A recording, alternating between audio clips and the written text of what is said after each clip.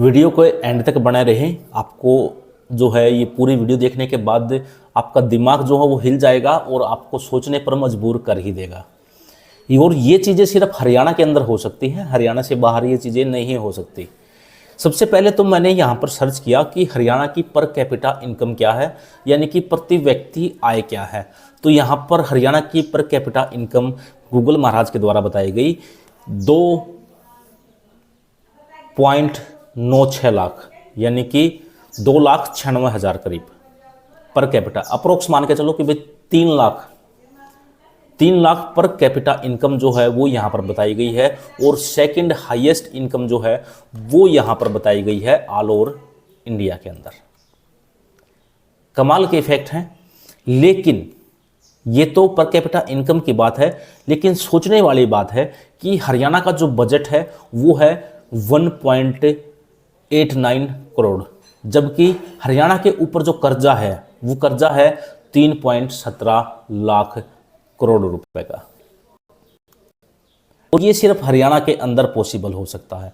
एक ऐसा दूध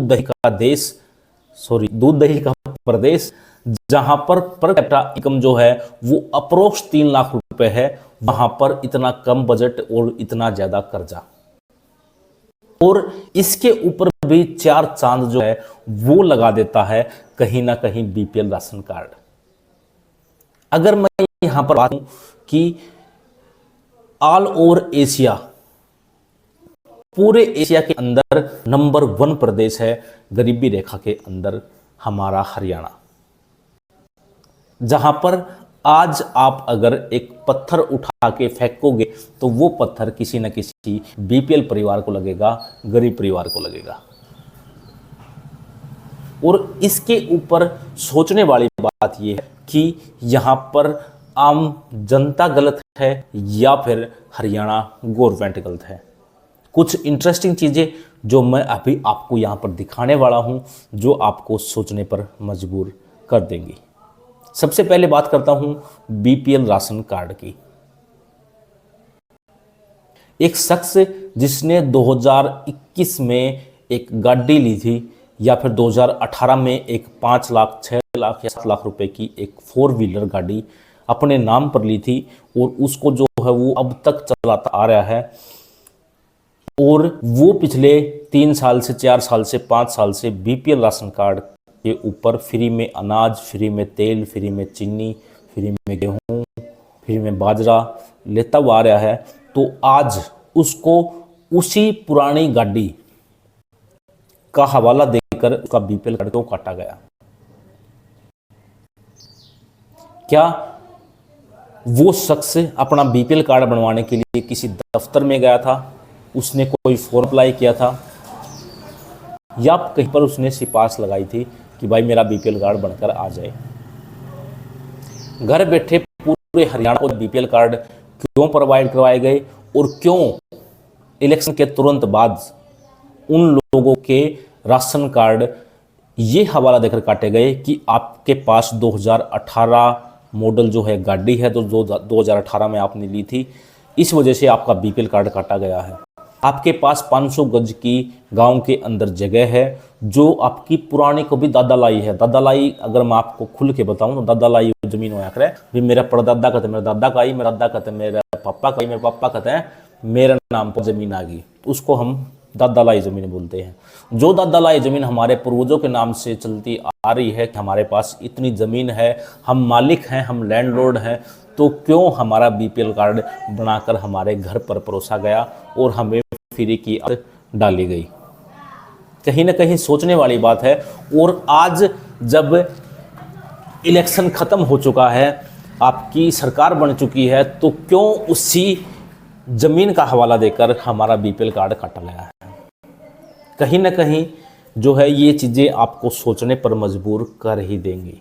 अब क्यों के साथ जो आपने खिलाया है उसको निकलवा रहे हो? इसके बाद मैं बात करता हूं पेंशन की। अब पेंशन के अंदर चाहे आप ओल्ड एज पेंशन को लेकर चलो, चाहे आप विधवा पेंशन को लेकर चलो, चाहे आप विधुर पेंशन को लेकर चलो, चाहे आपकी हैंडीकैप्ड पेंशन को लेकर चलो, हर पेंशन की वेरिफिकेशन यहाँ पर बारीकी से की जा रही है। और इसमें एक बहुत अच्छी चीज है गवर्नमेंट के द्वारा, क्योंकि हरियाणा गवर्नमेंट एक जो है समृद्ध गवर्नमेंट है, एक समृद्ध प्रदेश है ऑल ओवर इंडिया के अंदर, एक हरा भरा प्रदेश है। यहाँ पर जो है पैसों की कमी नहीं है। तो यहाँ पर जितनी भी स्कीमें हैं, सभी स्कीमें जो हैं वो ऑल ओवर इंडिया से ज़्यादा प्रोवाइड करवाई जाती हैं। यानी कि अभी मैं पेंशन की बात करूं तो चाहे किसी भी प्रकार की पेंशन हो, ऑल ओवर इंडिया के अंदर जितने भी राज्य हैं, हर राज्य से ज़्यादा पेंशन जो है यहाँ पर हरियाणा गवर्नमेंट प्रोवाइड करवा रही है। तो काफ़ी सारे स्टेट ऐसे थे जिन्होंने हरियाणा के कागज बनवा के यहाँ पे गलत पेंशन ली है, वो काटनी जायज़ है। लेकिन एक हरियाणा का ही व्यक्ति, हरियाणा का ही बुजुर्ग उस पेंशन जो पिछले 5 साल से 10 साल से ले रहा है, तो उसकी पेंशन आज किसी चीज़ का हवाला देकर क्यों काटी गई है? उस पेंशन को बनाने वाला डिपार्टमेंट किसका था? क्या उस डिपार्टमेंट की गलती है या उस इंसान की गलती है जिसने अपनी पेंशन बनवाई? डिपार्टमेंट का भी तो हक है कि भाई उसकी पेंशन की प्रॉपर वेरिफिकेशन करने के बाद ही उसको पेंशन प्रोवाइड करवाई जाए, ताकि आगे चलकर उसकी दोबारा से कोई इंक्वायरी नहीं करनी पड़े। अगर आज हम किसी स्कीम की इंक्वायरी सही तरीके से करते हैं और उसको लाभ प्रोवाइड करवाते हैं, तो भविष्य में कभी हमें वो लाभ वापस लेने की आवश्यकता नहीं पड़ेगी, उस शख्स को बार बार परेशान करने की आवश्यकता नहीं पड़ेगी। काफ़ी सोचने वाली बात है। और इससे बड़ी सोचने वाली बात यह है पीएम किसान सम्मान निधि योजना, यानी कि जिसके तहत जो किसान साथी हैं, गवर्नमेंट सेंटर गवर्नमेंट की आई थी कि भाई किसान साथियों के लिए 6,000 रुपये प्रति परिवार जो है वो प्रोवाइड करवाए जाएंगे किसानों को। लेकिन अब जो है उनसे वसूली की जा रही है, और वसूली का कारण जो है वो है आपका, काफ़ी सारे कारण हैं और खासकर कारण है कि आप जो हैं अगर किसान सम्मान निधि योजना पेंशन ले रहे हैं तो आप इसके अलावा दूसरा कार्य नहीं कर सकते, आपको खेती पर ही निर्भर रहना पड़ेगा। यानी कि आप, आपकी वाइफ, आपके माता पिता या भाई बहन या फिर आपके बच्चे, पूरा परिवार, अगर आपके पास 1 किला यानी कि 1 एकड़ है तो आपको उस 1 एकड़ पर खेती ही करनी पड़ेगी, उस पर ही निर्भर रहना पड़ेगा। उसके द्वारा फेंके गए चंद 6,000 रुपये में पूरे साल गुजारा करना होगा।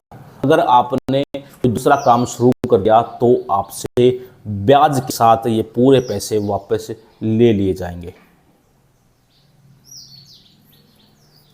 कहीं ना कहीं सोच जाओ बैठ के यार तुम, आखिरकार चल क्या रहा है।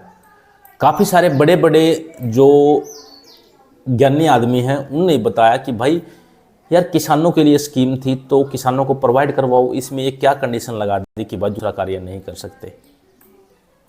आदमी अपने परिवार का गुजर बसर करने के लिए उनकी भाई हेल्थ का ख्याल रखना है, खाने पीने का ख्याल रखना है, एजुकेशन का ख्याल रखना है, और भी काफ़ी ज़रूरतें होती हैं। इसके लिए आदमी को दूसरा काम क्यों नहीं कर सकता? क्यों अपना एक अंपायर खड़ा नहीं कर सकता? क्यों उनको पीछे रखा जा रहा है? उसके अलावा जो है आपके हैप्पी कार्ड, आपने सुना होगा।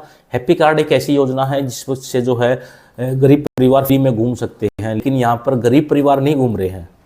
यहाँ पर अमीर ज़्यादा जो हैं वो अब रोडवेज बस में बिल्कुल फ्री घूम रहे हैं।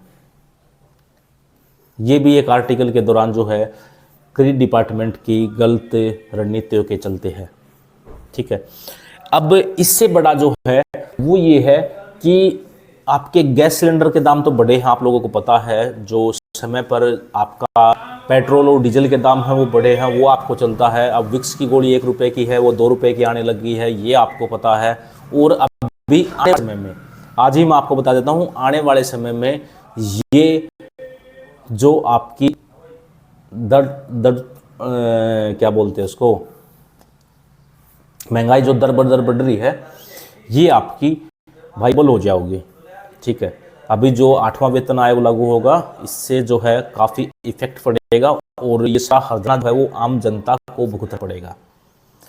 अब गांव के अंदर पहले नुस्खा देखने के जो हैं 5 थे, लेकिन अब इसको 10 गुना बढ़ा दिया गया है। अब इस नक्शे देखने के लिए आपको 50 रुपये पे यहाँ पर करने पड़ेंगे।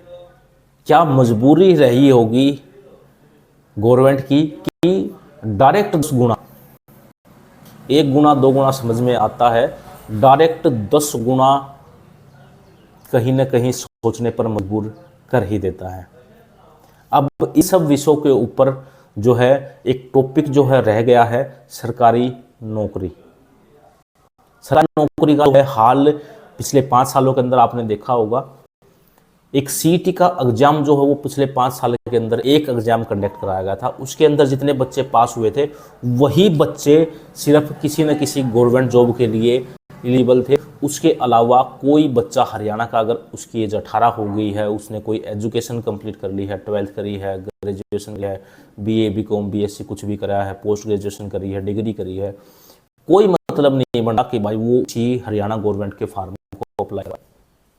और सरकार ने वादा किया था कि भाई दिसंबर महीने से में जो है आपका आने वाला सीईटी कंडक्ट करा देंगे, लेकिन अभी तक नहीं कराया। और हर साल इस सीईटी को कंडक्ट कराया जाना था लेकिन नाकामयाब रही है। और मैं इस सीईटी की बात नहीं करूं तो अच्छा है, क्योंकि सीईटी के एक नए नोटिस के अकॉर्डिंग सीईटी में बताया गया है कि सीईटी के फार्म जो है जल्द ही ऑनलाइन शुरू होंगे। उसके लिए आप अपने नए कास्ट सर्टिफिकेट और नए ईडब्ल्यू सर्टिफिकेट बनवा लें, क्योंकि आपको अप्लाई करते समय यहाँ पर नए अपलोड करने होंगे। जबकि नए कास्ट सर्टिफिकेट और ईडब्ल्यू बनवाने में लोगों को फादर नेम और मदर नेम मिसमैच की वजह से काफ़ी परेशानियाँ आ रही हैं, जिसको करियर डिपार्टमेंट ठीक करने का नाम ही नहीं ले रहा है। इसके साथ साथ जो हरियाणा के अंदर, क्योंकि मैंने आपको बताया कि हरियाणा एक धन धान्य संपूर्ण प्रदेश है, जहाँ पर पंजाब से, राजस्थान से, यूपी से, एमपी से, कई तो बिहार से भी लेके आते हैं। काफ़ी सारी महिलाएं जो हैं वो यहाँ पर शादी करके आती हैं। उनका कास्ट सर्टिफिकेट ईडब्ल्यूएस बनाने का फिलहाल साइट के ऊपर कोई भी प्रबंध नहीं है, जिसके चलते वो अपना सीईटी का फार्म अगर कल को साइट शुरू भी कर दी गई तो अप्लाई नहीं करवा पाएंगी। इसके ठीक करने की तो बात मैं छोड़ ही देता हूँ,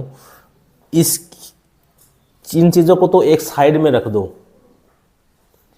करियर डिपार्टमेंट इन चीज़ों को सुधार करने की बजाय करियर डिपार्टमेंट एक ऐसे नोटिस पब्लिश कर रहा है कि भाई आपको नौकरी प्रोवाइड करवाई जाएगी, हजार रुपए बच्चों से फीस लेकर, उनके दो एग्जाम कंडक्ट कराकर उनको जो है दर दर भटकने के लिए छोड़ देता है। पिछले 10 महीने से जो है उनको ऑफर लेटर तो मिला, काम भी मिला, लेकिन पिछले 10 महीने में उनके खाते में सिर्फ 20 या 25 रुपए की राशि ही डाली गई।